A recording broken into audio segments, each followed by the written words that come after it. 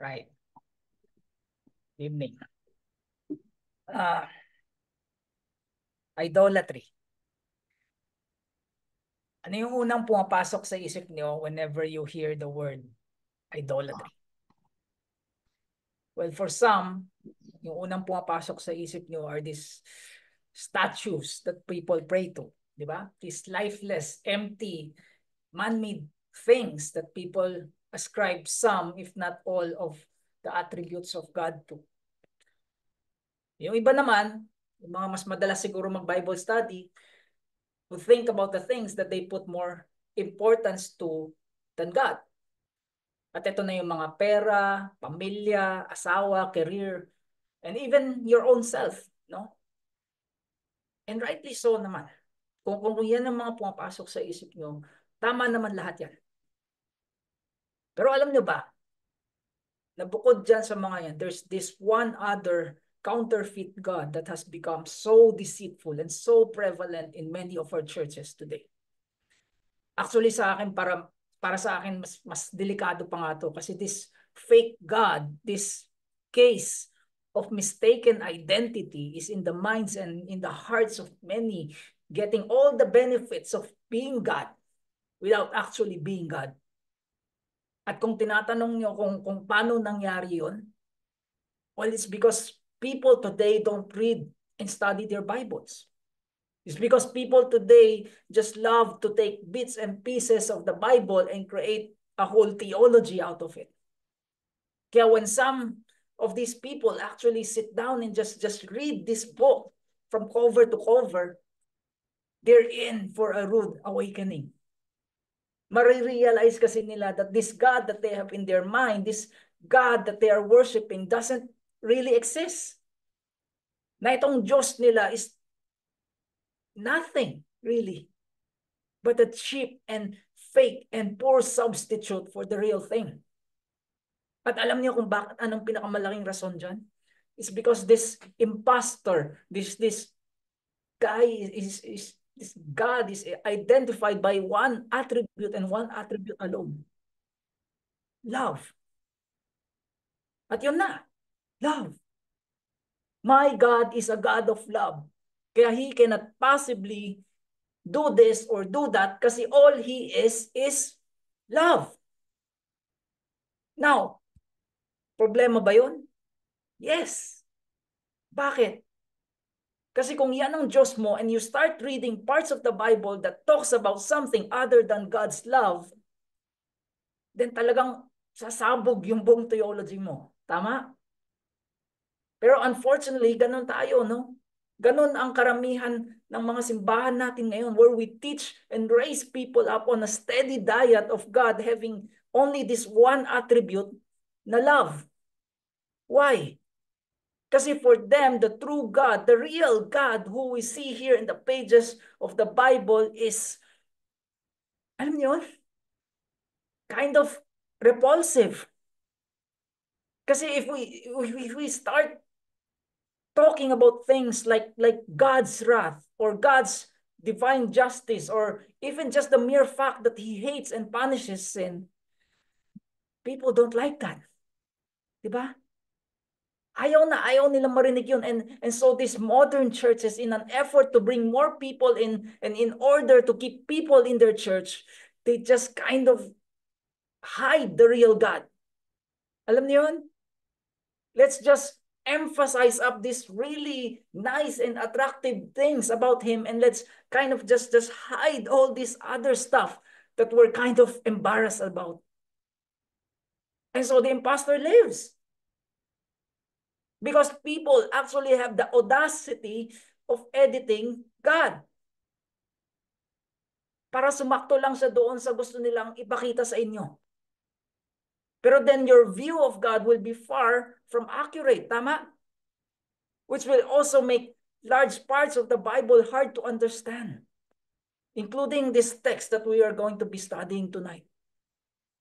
And this is why I really want to start with this, no? Kasi if you're one of those people who were brought up in this kind of system that only feeds you with a steady diet of only God's love and nothing else, then sinasabi ko na sa inyo ngayon, this passage that we're going to be reading tonight is going to be very, very, very uncomfortable for you.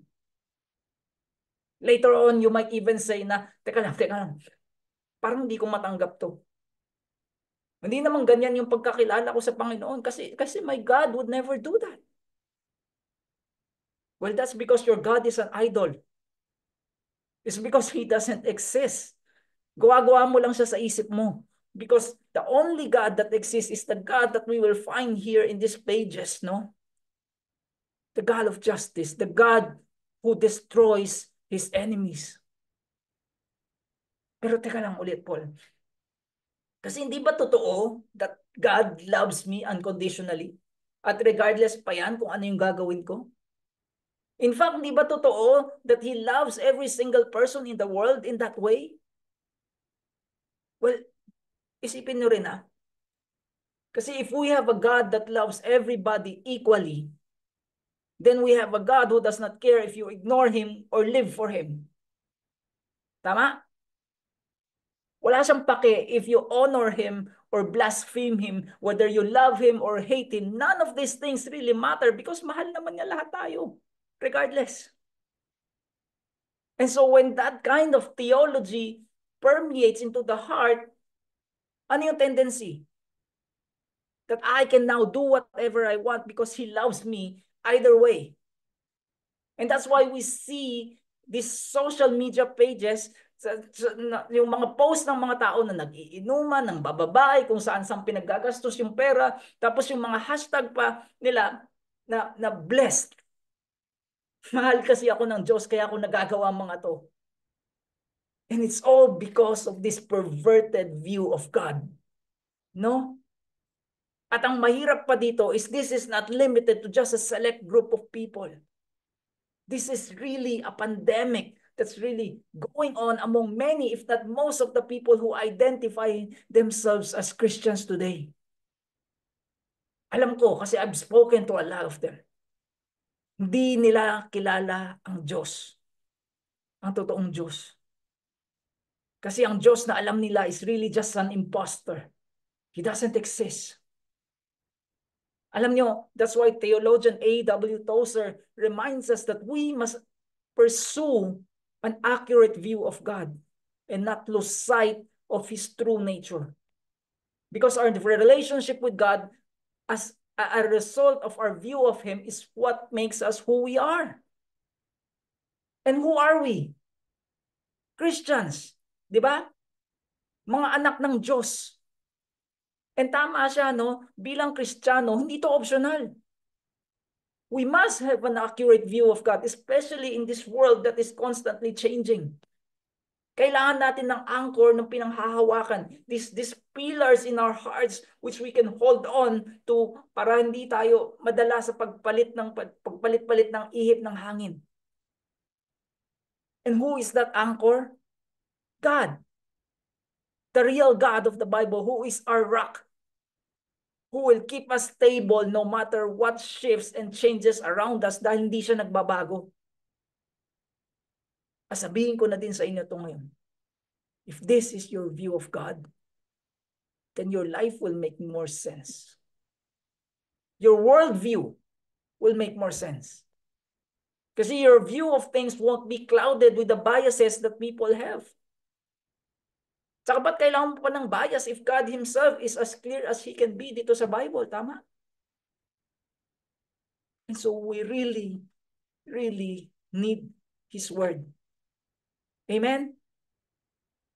Hindi to display lang sa mga bahay nyo. Kasi this shows us clarity. This shows us who He really is. And I truly believe na itong Habakkuk chapter 3 na babasahin natin ngayong gabi is one of those moments of clarity, no? Kasi this chapter is basically a picture of what happens when God finally arrives. When He finally crosses the line between the now and the not yet. Kasi dito, He finally stands face to face with all those who opposes Him and opposes His people. At ngayon He's going to take action. Now, alam ko sa sarili nating mga bagyo sa buhay, most probably wala pa tayo dito sa point na to, no? na makikita na natin yung pinakagalaw at purpose ni God. Pero know that like si Habakkuk dito, one day, everything will also become clear for us. Kaya for now, habang wala pa siya, siya muna magiging teacher natin dito. Okay? And so to kind of set the context before bago natin himayin tong mga verses na to, we saw back in chapters 1 and 2 na sobrang confused si Habakkuk, di ba? He's seeing all this evil and all these lies and injustice from his people. And for some reason, walang repercussions doon sa mga pinagagawa nila. Kaya it seems so much like evil is winning and truth is being overpowered in this nation of Judah. And Habakkuk is just left crying out to God for answers. Sabi na, Lord, hindi ko talaga maintindihan. Bakit? Pwede bang paki-explain kung bakit parang wala naman napupuntahan itong mga pinagpe-pray ko? Kasi just look at your nation. Look at them. Ba't parang pinabayaan mo na silang maging ganyan? Heal them from their rebellion, Lord. Fix their hearts kung pwede. And unlike you and me, kasi hindi naman tayo mga prophets, here God actually shows up. No? At sabi na, Habakkuk, I see all the evil that you see and I'm gonna punish this wickedness soon. Kasi there's this evil nation that I'm raising up who will invade and destroy this city of yours. And now Habakkuk is even more confused. Sabi na, Lord, ano to? You're holy. Alam kong masasama kami, pero how can you use these unholy people to punish a less unholy people like us? And God also answers that, no? And his response is basically, yes, I am good. Yes, I am holy. And that is why I always do what's right. And what is right is for me to punish sin. Kaya ito ang gagawin ko. I'm gonna use these Babylonians to punish my people, you guys, and then I'm gonna punish these same Babylonians for doing these very things to you. So nobody gets off here. Walang makakalusot dito. Nobody is freed from their sin. And I am telling you this, Habakkuk, so that you may know that I always stay the same. And because I stay the same, you can trust in me. And that's what faith is. Tama? It's trusting in God to be consistent with his character and consistent with his actions, whether it's in Habakkuk's context or in our context, kasi that consistency is going to be that anchor or that rock that we can hold on to in the present or in the future, regardless of what happens. And so with that said, here we are, dito sa chapter 3, which by the way is a prayer. And what's interesting here is that this prayer is written in the form of a song. No? Bakit? Kasi Habakkuk has already been exposed to all of God's responses sa mga tanong niya. Di ba? And now he realizes na okay na to. Okay na ako. I have no more questions because knowing what I know, all that is left for me to do is to worship. So this chapter is basically a song of worship. It's a song of praise that was meant to be sung and shared by the faithful few who, like si Habakkuk dito, is still trusting in God while they were waiting for the inevitable destruction of their everyday lives as they know it. And that's the truest expression of faith. Agree?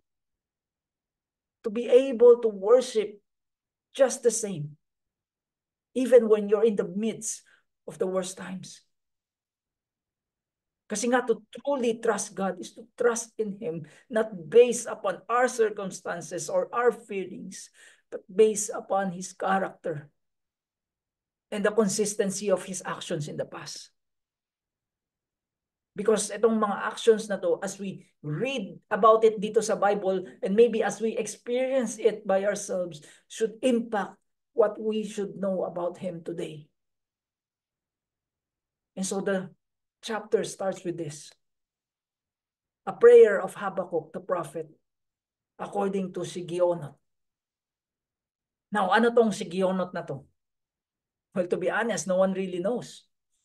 It could be a musical instrument. It could be the name of the melody that these songs were meant to be sung to. Hindi natin alam.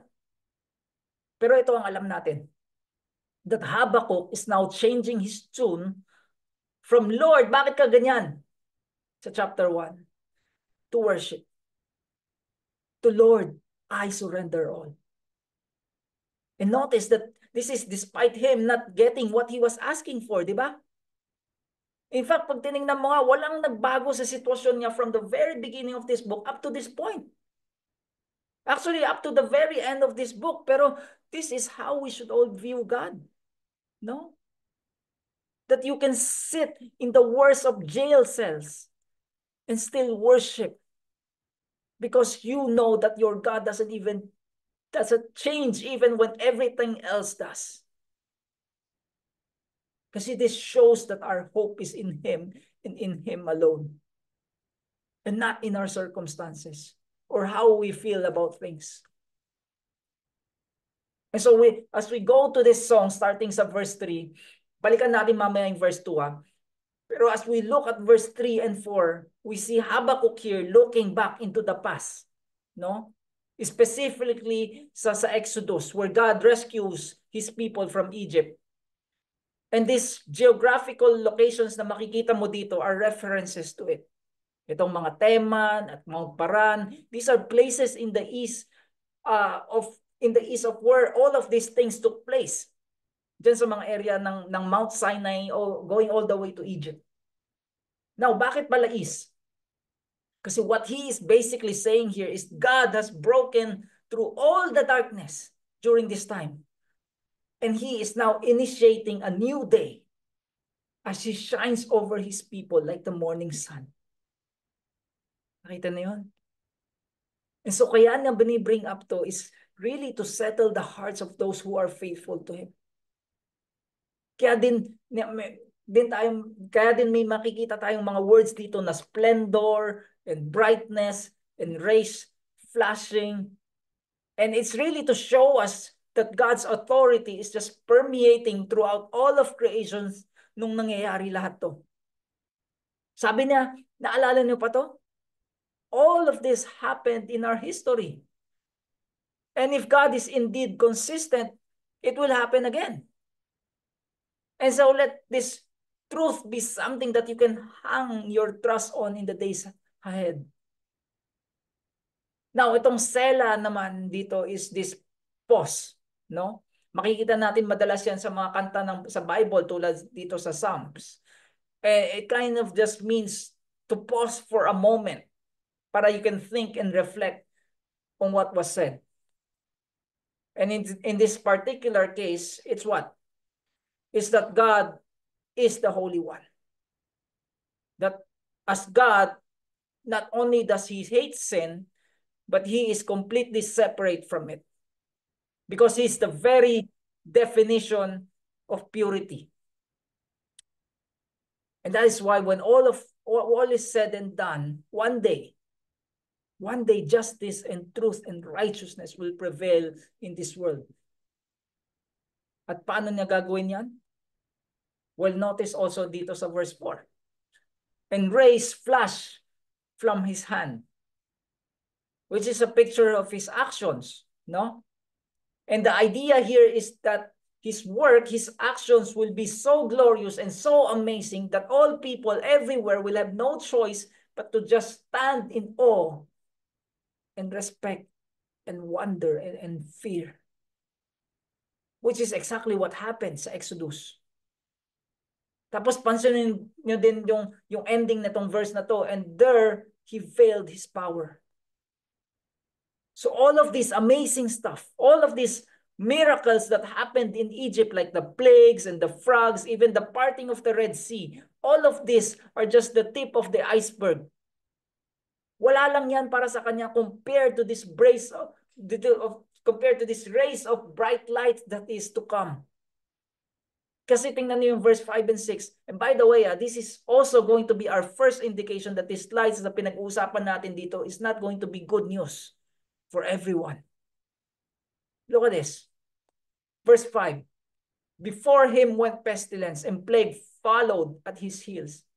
He stood and measured the earth. He looked and shook the nations. Then the eternal mountains were scattered. The everlasting hills sank low. His were the everlasting ways. Now, sabi ko nga kanina, this was the recounting of the 10 plagues, di ba? Where God brought judgment to the Egyptian people for the way that they mistreated his people.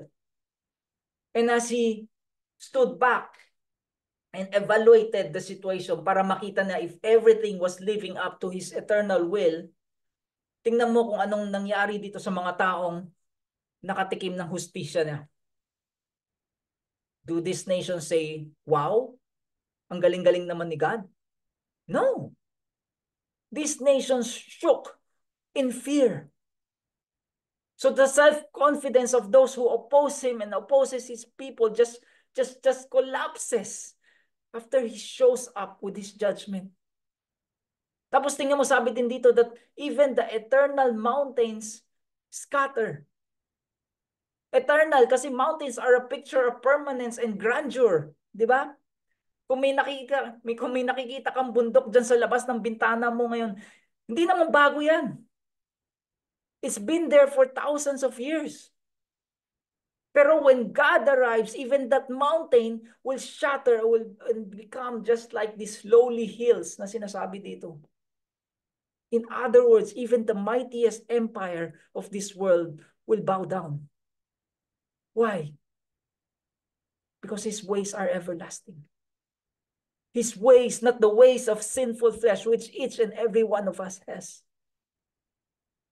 Kasi the way that he does things is what's eternal.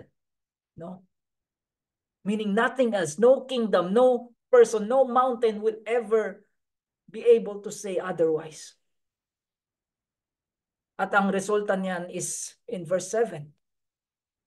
I saw the tents of Cushan in affliction. The curtains of the land of Midian did tremble.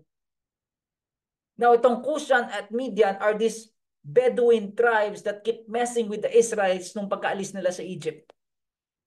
And even them, sabi dito, even them, who are technically not even part of Israel's enslavement, pero they are still against him and against his people. Even them, they will be afflicted and tremble when he arrives. Now, i-contrast mo yan to this sentimentalized, sappy, therapeutic imposter of a God that many of our modern churches are selling you. Malayong malayo. Diba? Pero yun na nga. When was the last time you heard a preaching that shows you how terrifying our God is, that even mountains run away from him and hills fall on their faces before him? For some of you here, probably never. Pero friends, this is the God of the Bible. This is the God that you and I should know and bow down to today. Kasi isipin nyo din if the mountains do that, paano pa kaya ang tao? Di ba? How should we as sinful human beings look at God? Well, meron tayong ilang example sa Bible. Sa Exodus 19, when God spoke to his people sa Mount Sinai after he rescued them and he's about to make a covenant with them, pero as he begins to make his presence felt, tingnan mo yung ano yung sinasabi dito, that all the people in the camp trembled with fear. Si Isaiah din, he's his other prophet. So chapter 6, sabi na, woe is me. He's basically pronouncing a curse on himself. Para saan? Well, simply because he caught a glimpse of the Lord. At di lang to sa Old Testament, no? Kasi tingnan nyo din, sa Luke chapter 5, in this very, very familiar story of Jesus telling these fishermen to throw their nets back down kasi kahit kakaahon lang nila, kasi dahil wala silang nahuli. Naalala niyo yun? Tapos there was this miraculous catch of fish. Pero tingnan niyo yung response ni Peter as he realizes who it is that he was in the presence of. But when Simon Peter saw it, he fell down at Jesus' knees, saying, "Depart from me, for I am a sinful man."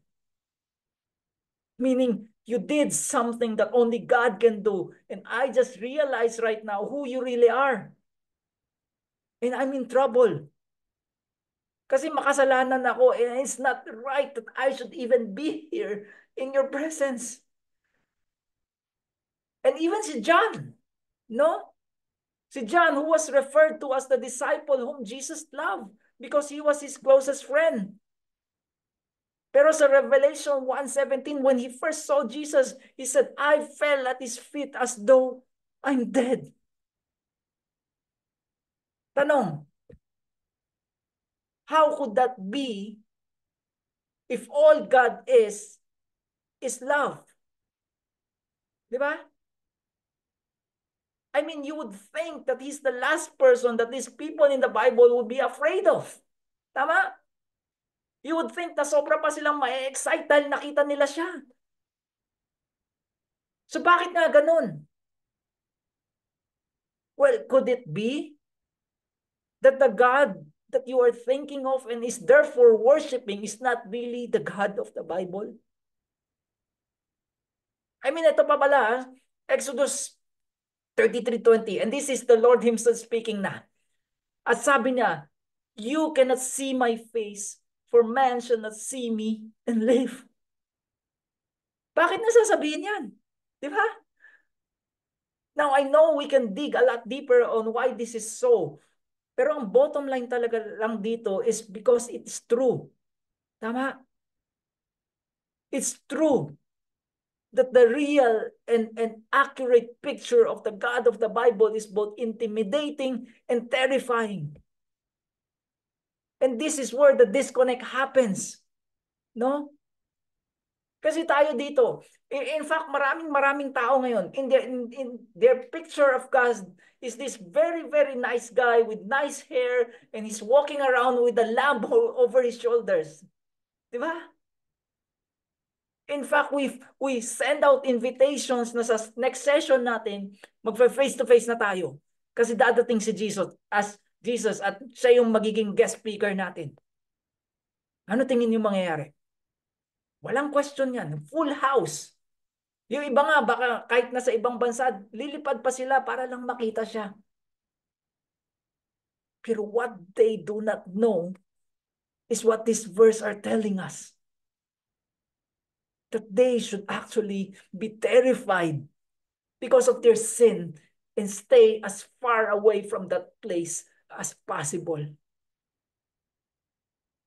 And this is why we should pray. No? And I'm talking to the people who really understands this. This is why we should pray. For anyone and everyone around you who doesn't see God in this way. Why? Because what these people really need is for God to open their eyes to who He really is. And that is a holy and righteous God who hates any kind of rebellion.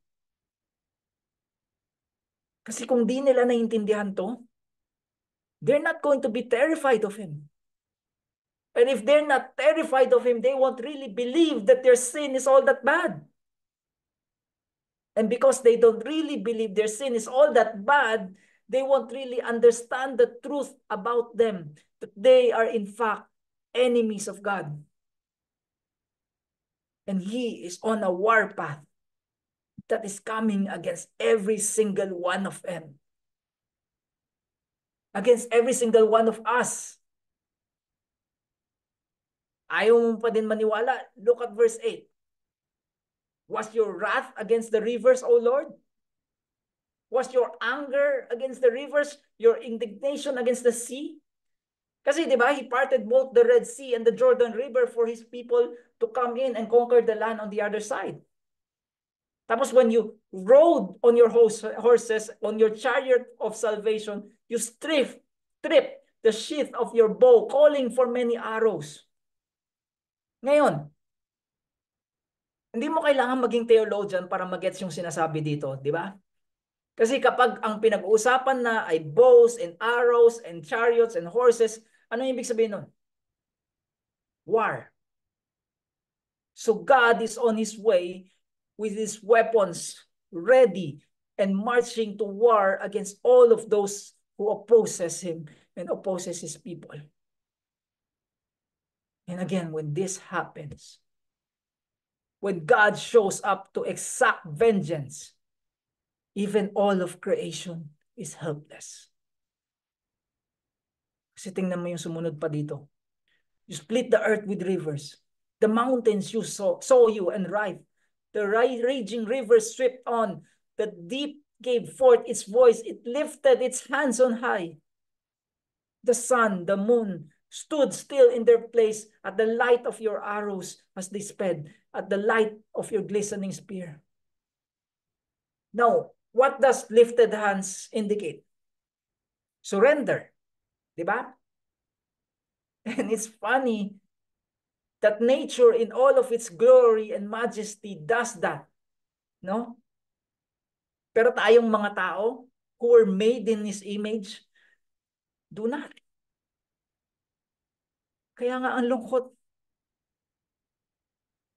Now, tandaan nyo, what Habakkuk is doing here is he's remembering what God did to the Egyptians while he was saving the Jews 800 years earlier, di ba? Kasi nga, this is what gives him hope. That God would in fact help and save and rescue his people from the Babylonians in this same way. And this is because God swore an oath before them. Natandaan niyo sa Genesis 12. Kay Abraham, sabi na, I will bless those who bless you and curse those who curse you. Pero hindi lang yun yan. Kasi later on, sa Deuteronomy, he's going to go even more deeper and more intense than that. Tingnan niyo to.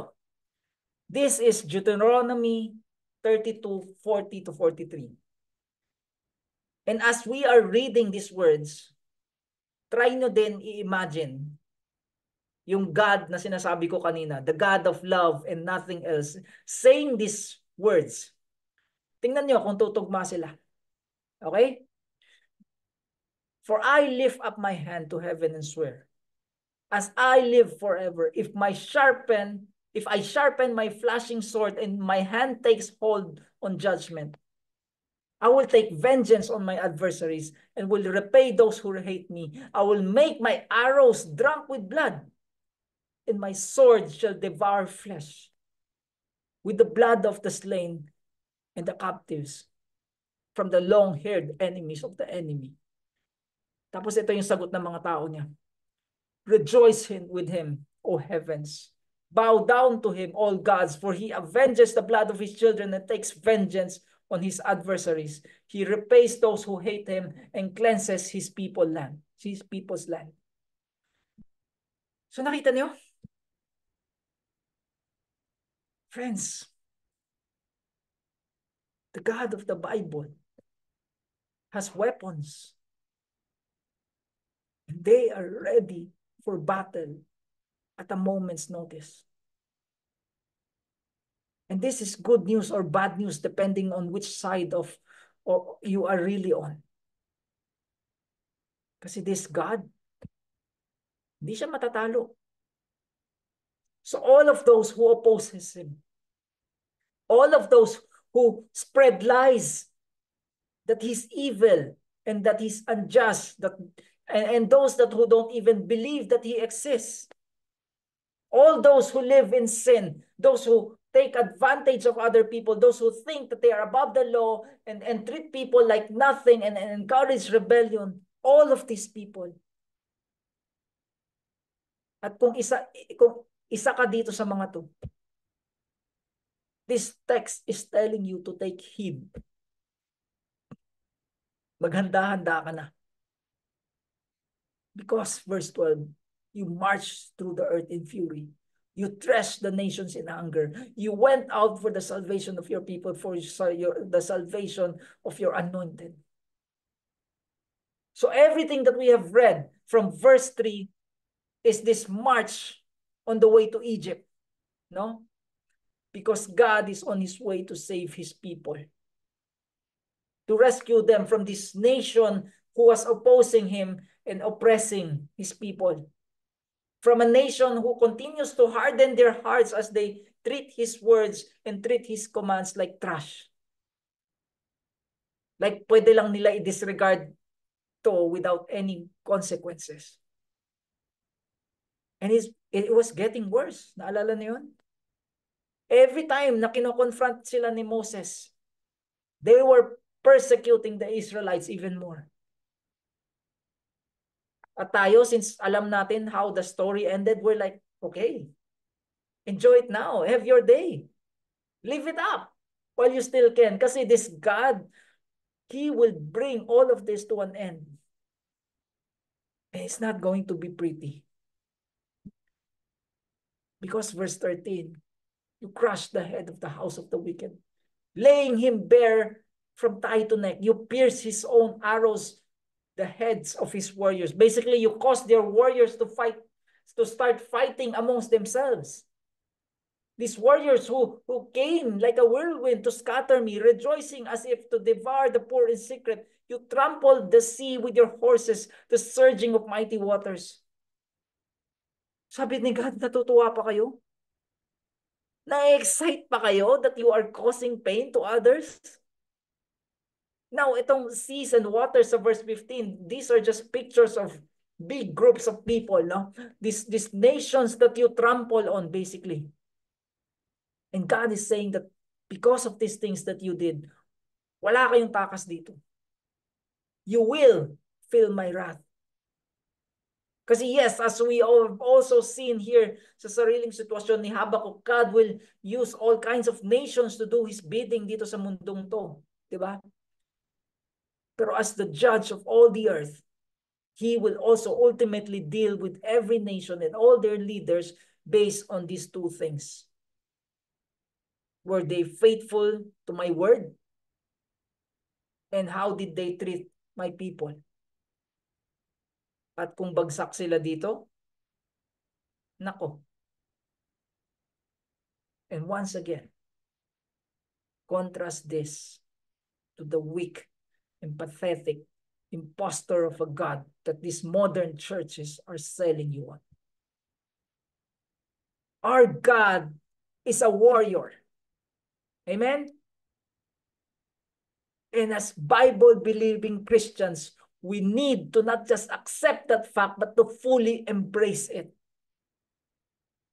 So don't push it away. Don't say, ay, hindi naman siguro siya ganyan, o hindi naman gagawin ng Panginoon yan. Again, if that is what you believe, then your God is an idol. And there's no other way around it. Kasi what we have read so far shows us clearly that one, that God is clearly, in fact, terrifying. And two, kaya siya nakakatakot is because He is a warrior bent on destroying all of His enemies. And I know that that's not exactly what we see in greeting cards, no? Pero it's still true. That He's a warrior who always fights for what's right. He fights for the truth. And what you and I need to know tonight is that He fights for all of those on the side of His truth. Meaning, yes, He's at war. Pero He's at war specifically against those who oppose Him and sins against Him. Against those who promote evil as good and harms His people. And while we, like si Habakkuk dito, we might look into the world and see all this sin and all this injustice, at minsan napapanong din tayo, Lord, why are these things like this? Why are things going from bad to worse? Well, what this entire book is telling us is this doesn't mean that God is not active. No? It doesn't mean that He doesn't know about the Goliaths that we are facing. Kasi just look at Jeremiah 20, verse 11. But the Lord is with me as a dread warrior. So He's not just like some soldier. He's Rambo. He's Aragorn. He's, I don't know, Darth Vader. He's the one who people fear. Kasi his very presence strikes terror to the hearts of everyone who would be stupid enough to oppose him because he is the one who is undefeatable. At ano yung mararamdaman mo kung ganun ang lumalaban para sa'yo, di ba? But, by the way, ito pa pala isang passage na gusto kong share sa inyo.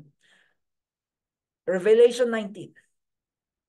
At sabihin niyo sa akin kung sino ang tingin niyo ang pinag-uusapan dito. Then I saw heaven open, and behold, a white horse. The one sitting on it is called Faithful and True. And in righteousness he judges and makes war. His eyes are like a flame, and on his head are many diadems. And he has a name written that no one knows but himself. He is clothed in a robe dipped in blood, and by the name which he is called is the word of God. And the armies of heaven, arrayed in fine linen, white and pure, were following him on white horses. From his mouth comes a sharp sword with which to strike down the nations, and he will rule them with a rod of iron. He will tread the winepress of the fury of the wrath of God the Almighty. On his robe and on his thigh, he has a name written, the King of Kings and the Lord of Lords. So sino yung tinutukoy dito? Si Jesus. Diba? It's not the Jesus with the nice smile and the long, wavy shampoo model hair who talks about love, love, love all the time. Guys, di pa ba malinaw dito? He is a warrior who is coming to make war. So pwede ba? Can we all just get rid of this picture of this imposter in our minds? Friends, let's all get back to the basics of the one true living God of the Bible. Kasi He's not your body, okay? He's not that big man in the sky. He's the creator of all heavens and all the earth. And you are his creation. Therefore, you belong to him just as all nations belong to him. And pero because he is holy, he has a standard and he holds every single person and every single nation to that standard. Kaya his laws, it will be enforced. Whether you like it or not, whether you agree with it or not, it doesn't really matter because reality doesn't even care about your feelings. Tama? Pero make no mistake about it. Si God, by doing it His way, it's because of His goodness. No? Because it's His consistency in the way that He handles justice. Kaya nga tayo pwedeng magtiwala sa Kanya. Therefore, He must always do what's right. Therefore, He must always punish crimes, big or small. Kaya arrogance and rebellion, it will not be tolerated. Tayo hindi nga natin tinatanggap yan sa mga anak natin, sa mga kapamilya natin, sa katrabaho, sa mga empleyado. In fact, we don't accept arrogance and rebellion from anybody. So why do we think that God is going to accept that from us? Because He loves us unconditionally? Kaya kailangan intindihin na lang niya tayo? No. Friends, we broke thousands upon thousands of His rules. At alam niyo what that makes us? His enemy.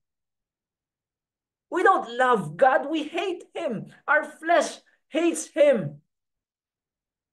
And by the way, He's not this old man in the sky na pwede mong isahan o lusutan dahil magaling tayo dumiskarte. No? Read this chapter again. He's a fighter, he's a warrior, and he cares deeply against all kinds of rebellion against him.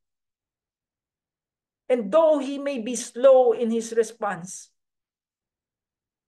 Although sometimes we might look out into the world like si Habakkuk dito and wonder why all of these bad things are happening.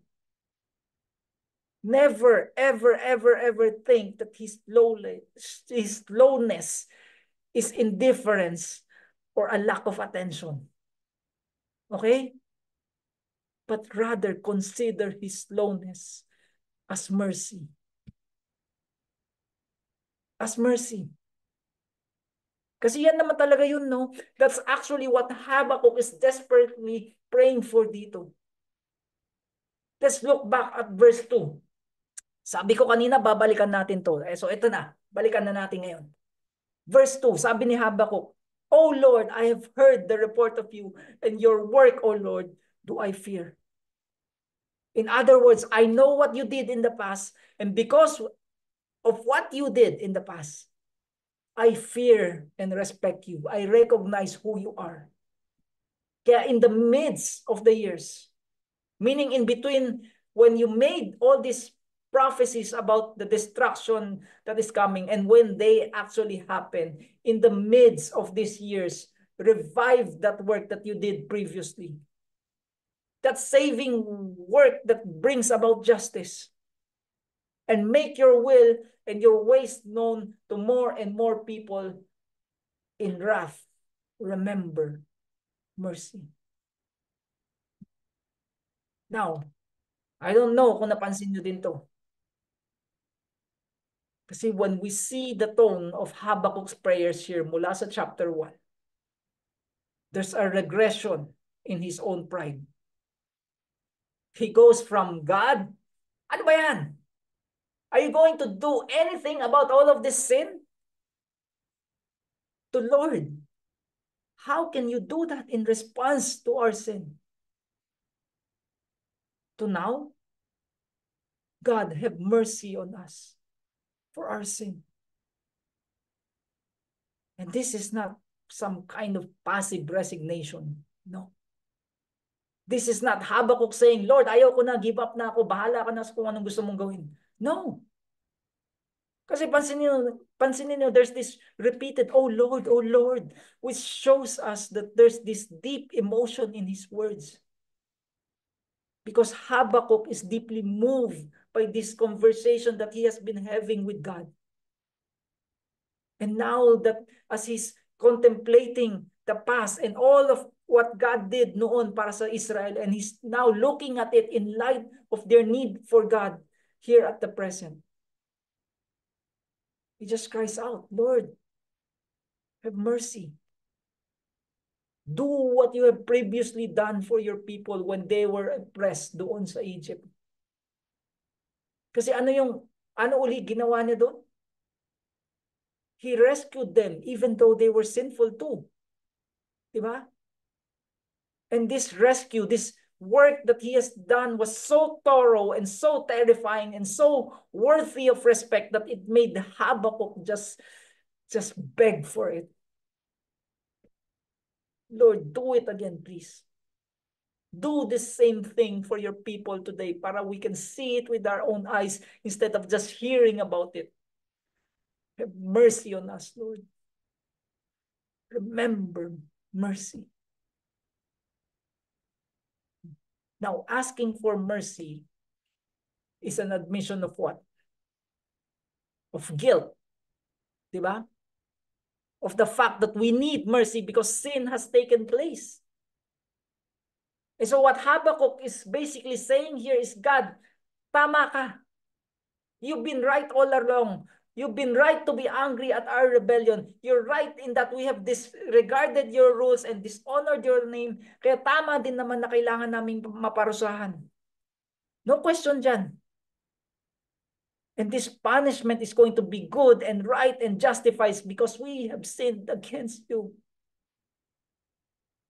We've sinned against you. So here we are owning up to it. Pero in between this prophecy of punishment and when you actually fulfill it through these Babylonians, here, while we are in between those days, be merciful to us, Lord. Show us mercy. Remember mercy. Temper your anger with compassion, Lord. Kasi as we go into exile sa Babylon, we who are yours, we who are right with you by faith, yes, alam ko naman that you will be with us, that you will protect us, and that we will be preserved, and all of that. Pero as we actually go to that place, God, help us to trust in you. Kasi it's going to be hard. It's going to be so hard to face destruction and enslavement. Yeah, Lord, help us trust you. In your wrath, remember mercy. Now, mercy makes sense. Diba? Now, the love of God actually makes sense. Kasi nga, no one in their right mind wants to face God as a terrifying warrior. Pero unless we first understand that, mercy doesn't really make any sense. Lalo na if our idea of God is this smiling imposter of a God na sinasabi ko kanina pa. Pero once we know and see God for who He truly is, marirealize na lang natin na wait lang. So, the only smart thing for me to do is, I mean, this is not even spiritual, no? It's just rational. It's just plain and simple logic. The only smart thing for any one of us to do is to beg Him for mercy. To cry out to Him for forgiveness. Kasi nga tingnan niya ulit kung anong gagawin niya sa mga kalaban niya, sa mga makakasalanan. Verse 13, you crush the head of the house of the wicked. Dudurugin niya yung ulo nila. And as if hindi enough pa yun, He will like fillet him from his thigh to his neck. In short, it's bloody. Kasi nga, it's basically a picture of you having no chance against this God. And by the way, this also completely obliterates this false notion that God loves the sinner but only hates the sin. No? Guys, mali yun. Just read Psalms 11:5. Kasi malinaw na malinaw. Sabi doon, that the Lord hates the wicked. And is therefore, like these Babylonians, destined for destruction by His hands. At bakit niya uli gagawin to? To protect His people. To save His people. Kasi He went out for the salvation of your people, for the salvation of your anointed, sabi dito, of those who are His. Because for these people, ang difference sa kanila compared sa iba is after punishment, He shows them mercy. He shows them mercy. And speaking of mercy pala, if we really sit back and really think through lahat ng pinag-uusapan natin ngayong gabi, what we should also realize is that salvation here in the Bible is really salvation from who? From God Himself. Di ba? From us meeting Him as this terrifying warrior. But rather, as this God who is full of mercy. Look at this, Daniel 9:9. To the Lord our God belong mercy and forgiveness, for we have rebelled against Him. Tapos sa Ephesians 2:4 din, but God, this warrior God na kinatatakutan ng lahat is, quote, being rich in mercy. Meaning, yes, there is mercy available to all who would come at di siya madamot dito. No? He's not telling us, oh, I do have a little bit of mercy, pero konti lang to Kung sinayang mo to, sorry na lang. No. This says He is rich in mercy. Kaya as you think about all the things that would terrify us dahil sa mga nagawa natin dito sa buhay na to, God says, I've got more mercy than everything you've ever done. In fact, I'm rich in it. And the beauty of it is that he shows this mercy to us by not allowing us to face him as this fierce warrior, but to face him as our Father. And this is where these two things meet. No? If you're still asking, na ano ba yan?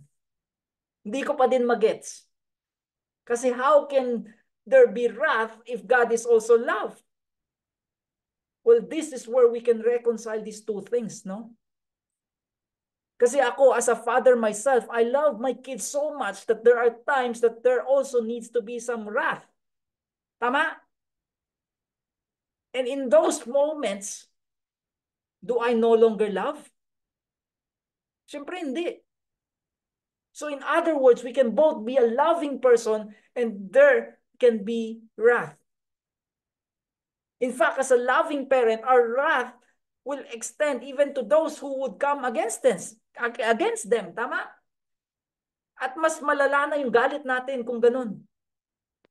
Pero in both cases, doing that and showing that would be an expression of your love for your children. Agree? And it's not the kind of love na wala lang, no? Kailangan ko siyang mahalin kasi anak ko siya. No, it's extremely loving. At tingnan mo to. Kasi all of that leads to this. 1 Peter 1:3. Blessed be the God and Father of our Lord Jesus Christ. According to his great mercy, he has caused us to be born again to a living hope through the resurrection of Jesus Christ from the dead, to an inheritance that is imperishable, undefiled, and unfading, kept in heaven. For who? For you. For you who were once his enemy, but is now his child. That only happens in Christ. Amen? And so the question really before we end is this. Have you surrendered to him yet? Has the picture of God coming for you in wrath and anger and indignation and fury over each one of your sins moved your heart at all? Has the idea of this warrior God coming for you with his weapons ready and his arrow trained at your heart as he is getting ready to crush your head affected you at all? Or are you still like, whatever, wala lang yan, hindi na gagawin yan? Guys, has any of these things we have talked about tonight caused you to say, alam mo, what I really, really need right now is mercy. I need mercy. I need to ask God for mercy. I need to confess and turn from my sins kasi when I do, He is faithful and just to forgive them. He will cleanse me from all unrighteousness and He will adopt me into His family. So I need to give my life to Christ right now. I need to trust in Him and in Him alone. Friends, that should be our only response dito sa Habakkuk chapter 3. No? It should be. Kasi in the end, mercy is only found in Jesus and Jesus alone. Because one day, 2,000 years ago, that terrifying warrior, that vengeful warrior decided to put his weapons down and become a baby sa Bethlehem. And when Jesus talked about why he did all of this, sabi lang niya sa Luke 19:10, for the Son of Man, which is him, came to seek and to save the lost. And this is what he has been doing for the past 2 millenniums. And he is still doing it to this very day. Pero pakinggan niyo ako. Kasi one day, He's going to put all His weapons back on. And He will do everything that we have just read tonight. Pero yun lang nga, this time, He's not just going to do it to Egypt or to Babylon, but He's going to do it to the entire world. Kaya ang tanong lang talaga dito is when that day comes, which side will you be on? Which side will you be on? Kung di ka pa din sigurado dyan, please lang, come and talk to me after this. Pwede? And for the rest of us, as we end, as we continue living this life that is at times filled with so much pain and so much suffering, know that we can continue trusting in Jesus regardless of the outcome simply because of who He is. Okay? At sino siya ulit? He's God. He's the Holy One. And because He is the Holy One, know that justice will be done. Hindi lang nga natin alam kung kailan. But that's why we should continue trusting in Him. In fact, just like si Habakkuk, just like what Habakkuk is showing us here, we should go beyond just trusting in Him, but to actually worship Him. Why? Well, we worship because we trust. Tama? That even in the darkest days, He will carry us through because of who He is for His people, for His children. At paano natin ulit masisigurado yun? Well, for starters, with what we see here sa Old Testament, where God saved His people from Egypt, and later on, He did it again when Babylon fell. And this is what's giving Habakkuk hope here, di ba? Pero unlike si Habakkuk, tayo, hindi ba meron din tayong New Testament? Where we have the Gospels, where we have the cross and everything God did there as Christ gave His life to redeem us from all sin. And so, we know a whole lot more than what Habakkuk knows here. And having that privilege of knowing all these things, knowing how far God will go to save His children, wouldn't that give you more comfort and more encouragement and more strength to keep being faithful regardless of how bad things get sa buhay mo? Kasi yes, totoo naman. The forces of evil may be growing stronger and stronger each day, pero know that this God who you are praying to is the same God who fought for His people in Egypt. This is the same God who punished the Babylonians for their evil and won the decisive victory over sin and Satan on the cross. And He is at work behind the scenes of whatever problem that you are facing right now, where He will bring about His will in His time. And so we rest in knowing who He is and what He's already done and what He's promised to do in the future for those who have repented of their sins and trust in Him.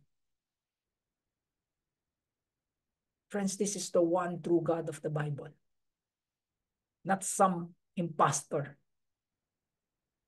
but the real God who we can worship and come near to no matter what. Okay? Let's close in prayer.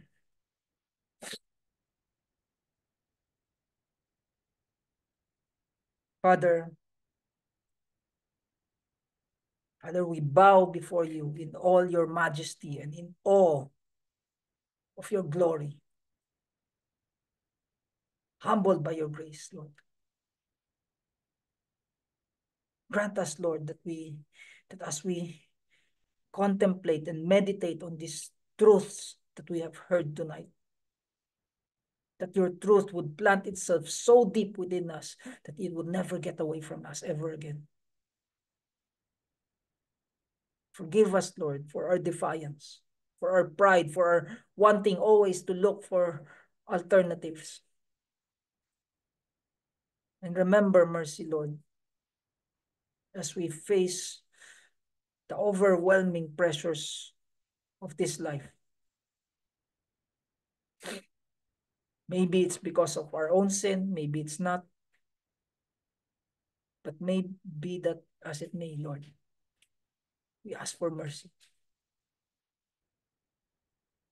May we always be reminded that our standing in you as truly, truly born again Christians is one where Jesus Christ has already conquered. Kaya wala na kaming kailangan alalahanin pa. So we may find ourselves anchored to that grace. And may your peace fill us and flow through us for the glory of your name. And your name alone. Amen.